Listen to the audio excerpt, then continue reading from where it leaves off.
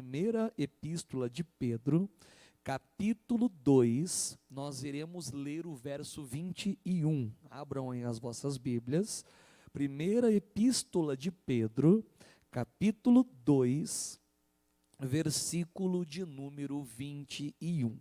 Para aqueles que gostam de anotar as mensagens, e é até importante que, se você não tem o hábito de anotar, você construa esse hábito, porque às vezes nós confiamos apenas na nossa mente e muitas coisas a gente acaba perdendo pelo caminho, né? Eu gosto de fazer as minhas anotações, porque depois, se eu me esqueço de qualquer coisa, basta eu retornar as minhas anotações e novamente reler, e parece que eu vivo ou revivo, né, toda aquela palavra, aquela pregação novamente. O tema de hoje é andando nos passos de Jesus. Repita isso comigo, diga: andando nos passos de Jesus. Eu preciso tomar um cuidado de colocar o meu pé e pisar aonde Jesus pisou primeiro, porque aonde quer que Jesus pisou, eu posso pisar com confiança, porque aquele terreno estará completamente guardado e protegido. Agora, pisar num território hostil, num território desconhecido, num território que às vezes ali é liso, é até perigoso. Me lembro de uma vez que nós fomos a um monte, subimos uma montanha para fazer uma oração, eram vários pastores, e na noite anterior havia chovido, então as pedras, o caminho estava bem molhado ainda, né? E inclusive sujou bastante o sapato, o tênis assim, né? Mas, né, aquela chuva não nos desencorajou, fomos e subimos aquela montanha. Tinha um pastor assim na minha frente, e eu ficava bem cuidadoso para olhar aonde e ver, né, reparar aonde ele pisava. Então ele pisava numa pedra, pisava ali no caminho, pisava em uma certa mata, e ele ia indo. E exatamente onde ele pisava, o que eu fazia, irmãos? Pisava junto. Estava indo atrás, porque se ele pisou e passou, é porque ali é seguro. Mas tinha um pastor atrás de nós que talvez não teve esse mesmo cuidado, irmãos, e ele levou um capote, mas caiu assim com as 4 rodas para cima. E é claro que primeiramente a gente se preocupa, né? Às vezes, machucou, está tudo bem? Não, está tudo bem. Aí depois o que a gente faz, irmão? Demos risada, né? Demos risada. Depois de saber que estava tudo bem, é claro. Mas você veja, ele tinha um caminho que era mais seguro, que era mais confiável, mas ele tentou um caminho alternativo, pisar num lugar que ninguém ainda havia pisado, e aquilo trouxe para ele uma queda. Graças a Deus nada lhe aconteceu, mas poderia ter acontecido.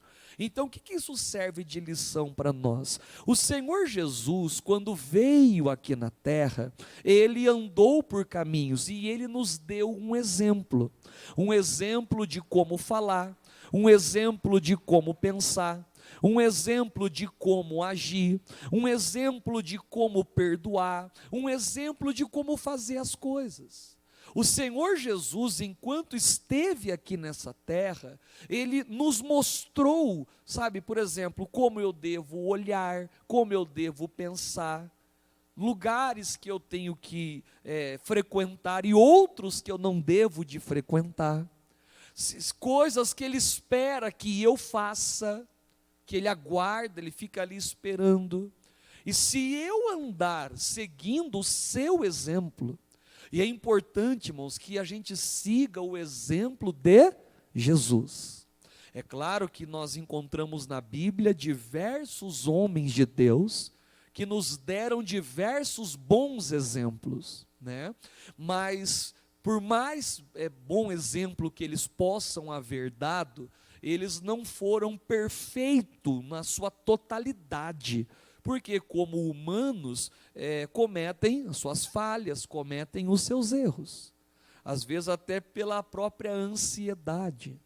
Eu me lembro daquele profeta Natã. Natã foi um grande homem de Deus. Ele foi o profeta, o pastor do rei Davi.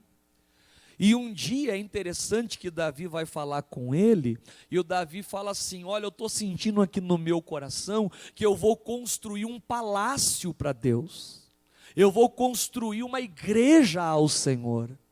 E o Natã fala: olha, vai e faz conforme tudo que está no seu coração. Olha, você sentiu o desejo de fazer, meu irmão? Então vai lá e manda bala, vai lá e constrói. Só que quando Natã volta para sua casa, ele vai orar a Deus, e o que Deus fala para Natã, irmãos? Eu falo: rapaz, quem falou isso para você? Que é Davi que vai construir o templo. Você se antecipou, não é ele não. Nas mãos dele existe muito sangue, ele foi um soldado. Não é ele quem vai construir o meu palácio. Quem vai construir será um filho dele, o Salomão. Agora eu fico imaginando a cara de Natã no outro dia: Davi, preciso falar com você. Rapaz, ontem eu falei que você podia construir, mas na verdade eu fui orar a Deus e Deus falou que não é você quem vai construir não, que quem vai construir é o seu filho. Você veja, repito, irmão, Natã é um exemplo para nós, é um homem de Deus, mas até por ser humano, todo ser humano pode cometer um equívoco, uma falha.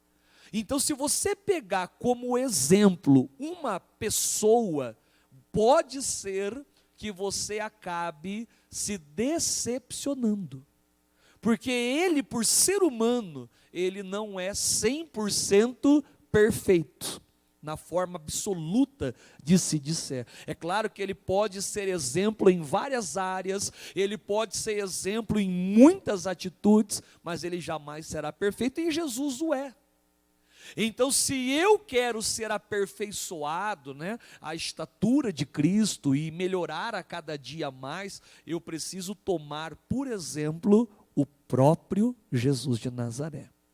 E aqui em 1 Pedro 2,21, a palavra nos declara assim, porque para isto sois chamados. Então, nós estamos hoje, nesta noite, recebendo um chamado. E toda vez que Deus chama, é importante que, assim como lá na escola, a gente diga o quê? Presente, eis-me aqui, se o Senhor está me chamando, conta comigo para executar tal tarefa, Para isto sois chamados, pois também Cristo padeceu por nós, o que é uma verdade, lá na cruz, morreu no nosso lugar, sendo o nosso substituto, E deixando-nos o exemplo. Então Jesus veio e nos deixou o exemplo. Para que ele deixou o exemplo? Para que sigais as suas o quê, irmãos? Pisadas. Então Jesus é o exemplo, ele é o molde, o modelo, a qual eu devo me aperfeiçoar e me ater a ele, e seguir as suas pisadas. Eu estava nesta manhã, ao ler essa palavra, imaginando com meus botões, o que viria a ser seguir as pisadas de Jesus. E a conclusão que eu cheguei é o seguinte: seguir Jesus é falar como ele falava, é pensar como ele pensava, agir como ele agia, perdoar ou oferecer o perdão àquele que de alguma maneira lhe ofendia. Isso é seguir Jesus. Seguir as pisadas de Jesus é mais ou menos como imaginar se Jesus estivesse no meu lugar, no meu cotidiano, e como ele agiria diante de cada e qualquer situação. Por exemplo, se Jesus estivesse aqui, imagine que você está querendo ir a um local. Então você deve pensar, se Jesus estivesse aqui em carne e osso, ele iria a esse local? Bom, se Jesus iria, não há problema algum de que eu também vá. Agora, se Jesus não frequentaria tal lugar, então sábio é da minha parte também não ir, ainda que a minha carne deseje muito. Eu tenho que me pensar, imaginar, né? Se Jesus estivesse na minha pele, Ele permitiria esses pensamentos rondarem a mente? Ele permitiria esses pensamentos? Ele falaria desta forma? Ah, não, pastor, eu acho que não falaria. Eu acho que ele teria um outro vocabulário. Ele não usaria essas palavras, essas gírias. Ele não usaria, enfim. Então, se ele não fala, eu também não devo falar, porque eu tenho que seguir um exemplo. Sabe qual que é o nosso problema? É que ao invés de seguirmos o bom exemplo, o correto exemplo, às vezes a gente quer seguir o exemplo mais fácil, o mais cômodo, ou aquele que está mais próximo a nós. Eu mesmo já atendi casais que estavam em pé de guerra à beira da separação. E aí o marido uma hora soltou uma pérola, dizendo assim: ah, pastor, eu trato a minha esposa igual o meu pai tratava a minha mãe. Quer dizer, com outras palavras, eu sigo o exemplo dele. Eu falei: irmão, você está errado. Ainda que o teu pai seja uma pessoa de grande caráter, de grande hombridade, seja uma pessoa extremamente correta, talvez o teu pai possa ser exemplo para você em tantas áreas, mas com certeza nessa área sentimental do teu casamento ele não é exemplo. Porque se o seu pai tratava a tua esposa igual você está tratando, então está tudo errado. Nós temos que aprender o exemplo, o modelo de Jesus, irmão. Seguir esse modelo, criar um padrão, me permitir por ele ser moldado, ser edificado, ser lapidado, até me tornar uma pessoa perfeita. Você veja, ele veio para nos dar o que, irmãos? O exemplo. E hoje ele requer que eu siga as suas pisadas. Vai aí umas 4, 5 folhas para frente, 1 João, a epístola de João, capítulo 2 também, lá no versículo 6, aqui é um complemento até, né? Porque aqui nós vamos aprender o que significa isso, seguir as pisadas de Jesus.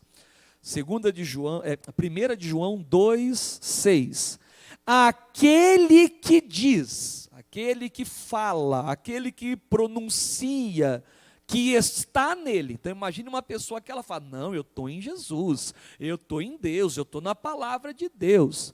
Também deve, então se transforma para ela um dever, uma obrigação, andar como ele andou. Então, se eu afirmo com a minha boca, dizendo: eu estou nele, eu estou no céu, eu estou na bênção, eu estou na palavra, eu estou em Jesus, eu estou em Deus, eu estou na fé, eu estou na promessa, eu estou na herança. Se eu digo que estou nele, então é o meu dever andar, como ele diz aqui, ó, como ele andou. Se eu não ando como Jesus andou, então aquelas palavras que eu disse estar nele são infelizmente meras palavras. Não adianta eu dizer que estou nele se eu não ando com ele, se eu não ando em conformidade com ele, se eu não ando de acordo com ele, se eu não caminho com Cristo. Irmãos, eu quero caminhar com o Senhor, caminhar em perfeito acordo, caminhar em perfeita harmonia. Não há como caminhar com Deus se eu estiver em desacordo com Ele, se eu estiver em desarmonia com Ele. E quem disse isso não é o pastor Ronald, não, foi o profeta Amós. Lá em Amós 3:3, o profeta Amós faz aquela pergunta, né? Coloca na tela aí para a gente, Amós 3:3, quando o profeta ele diz: olha, andarão dois juntos, se não houver entre eles o que, irmãos? acordo? Se não estiver em acordo, tem como duas pessoas caminharem juntas, se não há entre elas acordo, se não há entre elas harmonia? Tem como a minha perna esquerda querer ir em uma direção e a minha direita querer ir na outra? Vai dar certo isso, irmão? Vai dar certo se as minhas duas pernas caminharem e andarem na mesma direção? Tem gente que ela quer andar com Deus, ela quer andar com Deus, mas ela não acorda, ela não está de acordo com tudo que Deus fala. Deus fala, por exemplo, irmãos, acerca do batismo, e ela não acorda para isso. Ela não entra em acordo com a palavra. O Senhor Jesus disse lá em Marcos 16, quem crê e for batizado será salvo. Quem não crê vai ser o quê, irmãos? Condenado. Eu lembro quando eu ouvi essa palavra na igreja, que eu era um membro da igreja, chegando na igreja, eu ainda era muito jovem, muito garoto, mas o pastor pregou, irmão, quem crê e for batizado será salvo. Quem não crê, quem não se batizar, vai ser condenado. Irmão, acabou o culto, eu fui lá falar com ele.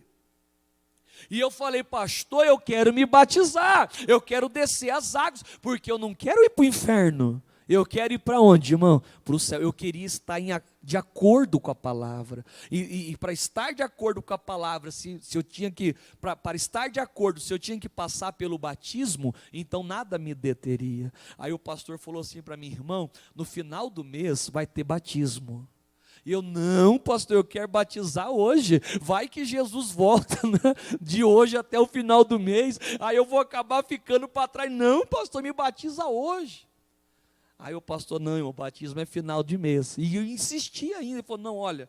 Aí ele até comentou comigo aquela passagem do ladrão da cruz, né? Que também não teve tempo para batizar e que ainda assim foi salvo, porque Jesus conhecia a intenção dele, né? Que se ele tivesse um tempo hábil, ele haveria ter passado pela água do batismo. Então fique tranquilo, se Jesus voltar nesse meio tempo, você vai para o céu também, mas mesmo assim eu fiquei atribulado. E enquanto não chegou o dia, enquanto o pastor não me batizou, eu não sosseguei, irmão, porque eu queria estar de acordo, eu queria viver harmoniosamente com aquela palavra. Não dá para andar de Jesus discordando dele. Ah, pastor, eu discordo desse negócio de dízimo. Então você não vai conseguir andar com Jesus, porque para andar tem que estar de acordo. Não há como eu escolher na Bíblia as páginas que eu vou seguir e aquelas que eu não vou seguir. Não há como eu ser seletivo e arrancar, não, essa página aqui eu não gostei, então eu vou arrancar da minha Bíblia. Não. Para andar com Jesus, eu tenho que estar de acordo com Ele, irmão. Completamente de acordo. Se Jesus, enquanto pisou nessa terra, Ele perdoou aquele que o ofendeu, lá na cruz, Jesus disse, Pai, perdoa-lhes, porque eles não sabem o que fazem. Você veja que depois de toda afronta, depois de toda humilhação que Jesus passou, Ele oferece de pronto o perdão.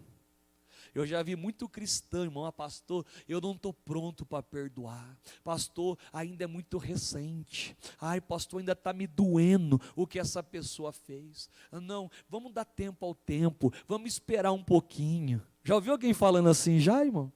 Você veja que essa pessoa não está andando com Jesus, porque a atitude dela é diferente da atitude de Jesus.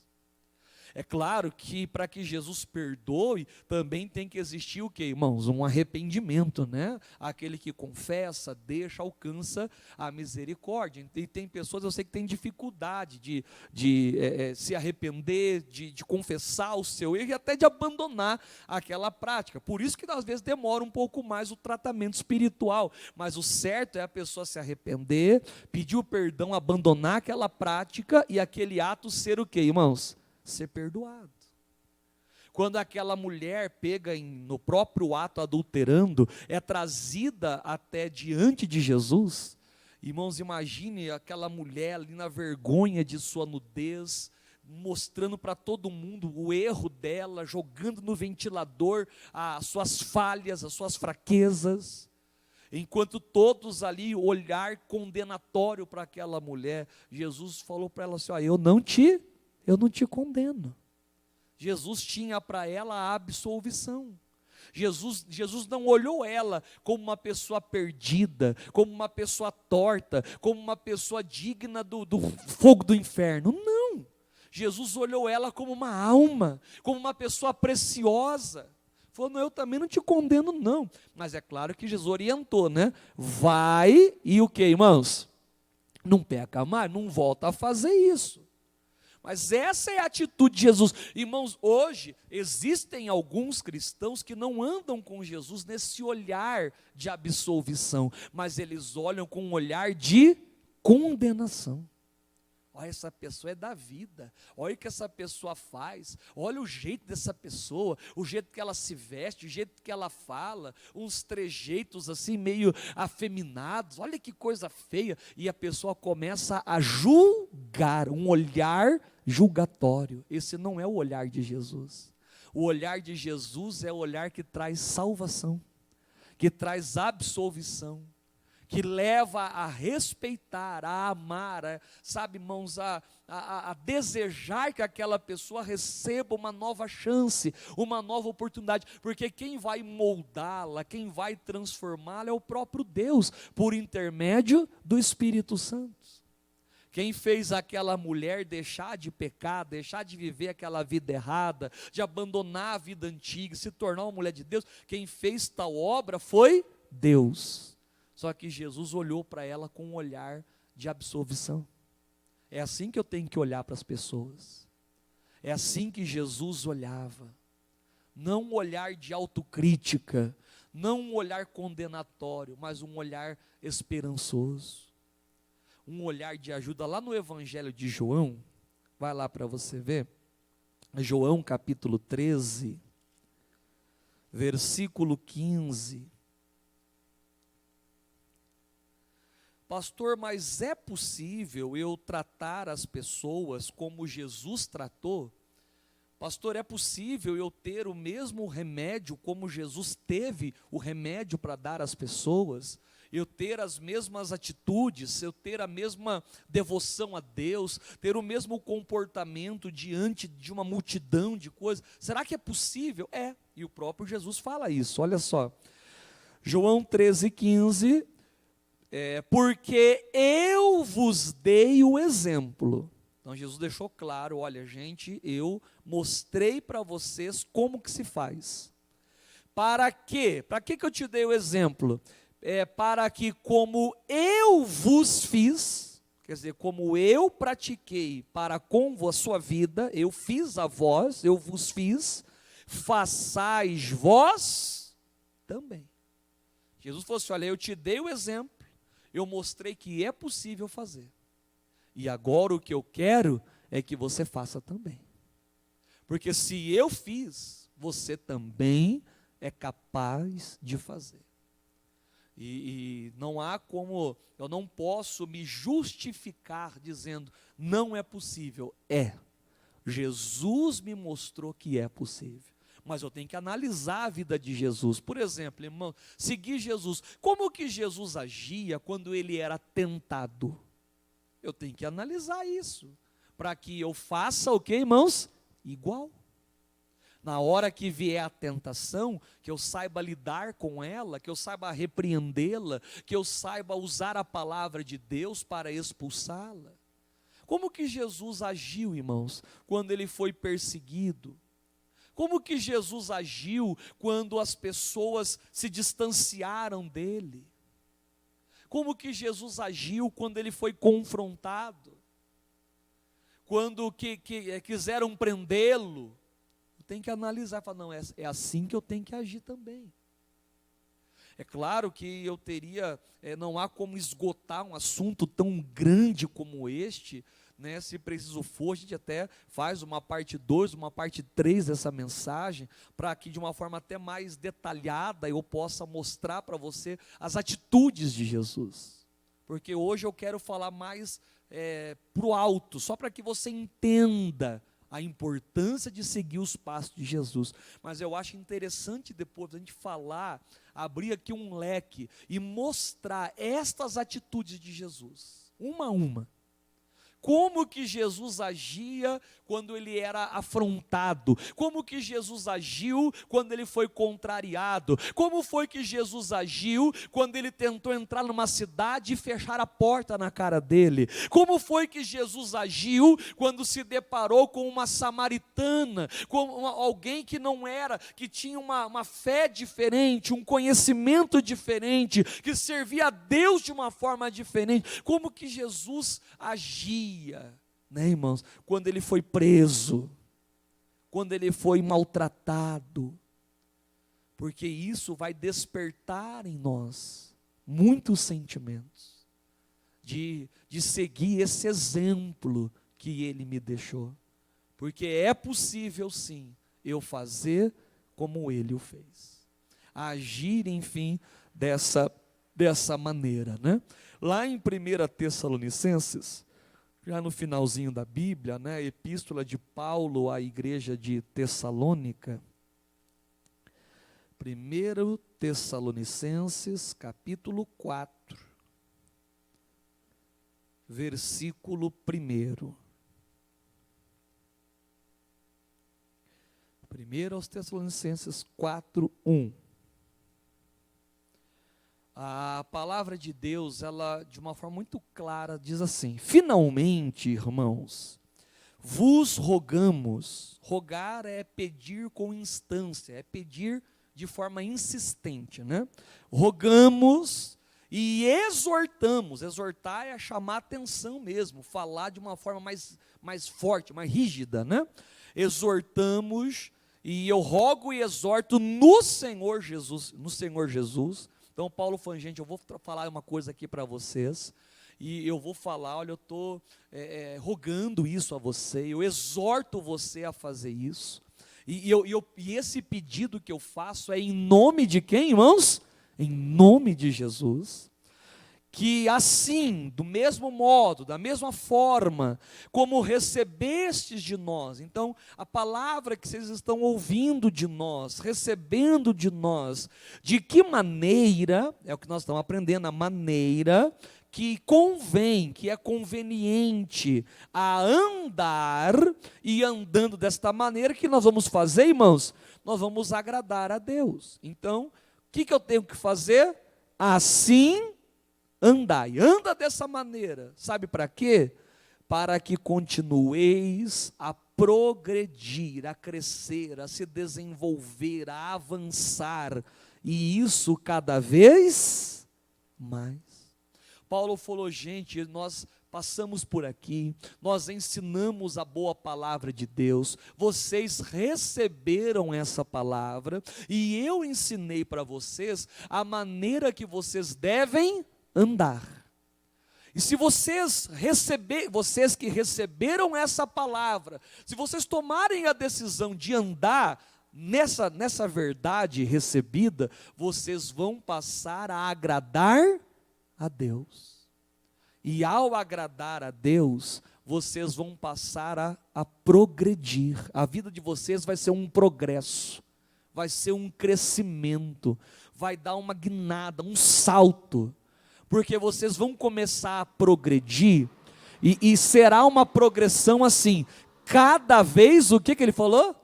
Cada vez mais, cada dia mais, você vai crescer como pessoa, como cidadão, crescer como pai, marido, esposa, você vai crescer, né, no meu caso, como um pastor, você vai crescer no teu entendimento, você vai crescer na tua sabedoria, no teu conhecimento das coisas, vai crescer, sabe, na sua fé, vai crescer na tua ousadia, na sua coragem, na sua intrepidez, vai avançar, você vai progredir. Você vai ver as portas se abrindo, progredir na vida financeira, progredir na tua saúde. Deus é um Deus de progresso, irmãos, que quer fazer a gente avançar. E que Ele quer que a gente avance cada vez mais, que eu cresça. Mas esse crescimento, antes dele, o que antevém esse crescimento é andar de acordo com aquilo que eu tenho recebido de Jesus. As orientações que ele me tem passado, as diretrizes que ele tem me dado, aplicar, e aplicar o quanto antes. Porque quando eu começo a andar nele, eu começo a agradá-lo. A Bíblia diz, irmãos, agrada o Senhor o teu Deus, ele satisfará os desejos do teu coração. Deus sabe que o teu coração almeja, ele sabe o que o teu coração deseja, ele sabe o que o teu coração aguarda, espera. Então agrada a ele, irmão. Ande como Jesus andou. Deixa eu te fazer uma pergunta. Jesus ia à igreja? Sim ou não? Ia. A gente encontra diversas passagens que Jesus estava onde? Na sinagoga. O que é a sinagoga? A igreja dos judeus. E a gente vê Jesus ali orando, a gente vê ali Jesus pregando, a gente vê Jesus ali ensinando. Seguir os passos de Jesus. Se Jesus ia para a igreja, eu também tenho que fazer o quê, irmãos? Eu também tenho que ir para a igreja. Congregar, assistir aos cultos, clamar a Deus, invocar o santo nome de Jesus, aprender. Ninguém é tão sábio que não tenha nada ou algo a aprender. Todos nós temos muita coisa para aprender. E aquele que aprende e anda conforme aprendeu, a promessa é que ele vai o quê, irmãos? Progredir cada vez mais. E como hoje é a campanha de família, eu só quero terminar lendo um verso aqui, lá em 1 Timóteo, é 10 páginas aí para frente. 1 Timóteo capítulo 4, lá no verso de número, deixa eu começar no 12. 1 Timóteo 4, 12. E aqui eu só quero ler essa promessa de família, para já levantar aqui, daqui a alguns minutinhos, o clamor pela Sagrada Família. 1 Timóteo 4, 12. Ninguém despreze a tua mocidade, mas, ao invés de desprezá-la, seja exemplo dos fiéis. Seu exemplo, não seja você uma pessoa que aqueles que olhem de fora vejam em você uma fidelidade. E eu tenho que ser exemplo aonde? Na palavra, né? Conhecer a palavra, pregar a palavra, né? Ter o conhecimento, ser exemplo no trato, tratar as pessoas bem, com amor, né? Com respeito, na caridade que é o amor, eu tenho que ser exemplo no amor, no espírito, ser exemplo na fé, olha aí, ó, na fé, aquela fé corajosa, sem medo, sem dúvidas, né? Também na pureza, olha aí, ó, na brandura, na santidade. Persiste em ler, leia a Bíblia, mas persiste, vai lendo. Persiste também em exortar, persiste em ensinar até que eu vá.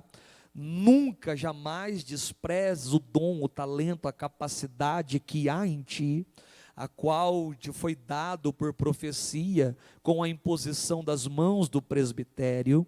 Medita nestas coisas, ocupa-te nelas, sabe para quê? Para que o teu aproveitamento seja manifesto, seja visto a todos, que todos enxerguem o teu aproveitamento. Agora o 16, que é o forte para nós orarmos. Tenha o cuidado, tenha a atenção, o zelo de ti mesmo, cuida da sua vida, da sua alma, da sua comunhão e também da doutrina. Persevera nessas coisas, sabe por quê? Porque fazendo isso, você veja que sempre a bênção está no fazer, no realizar, no ouvir a Deus e andar conforme Ele me instruiu. Fazendo isso, te salvarás, ou seja, a salvação vem sobre a tua vida, tanto a ti mesmo, como aos que te ouvem. Aí, meu irmão, todo mundo a quem você ouve, a quem ouve você, a qual você prega, a qual você convive, a qual você conversa, todos esses alcançarão e gozarão da mesma experiência de salvação que você também o viverá para a glória de Deus. Quem crê nisso, diga amém, Jesus.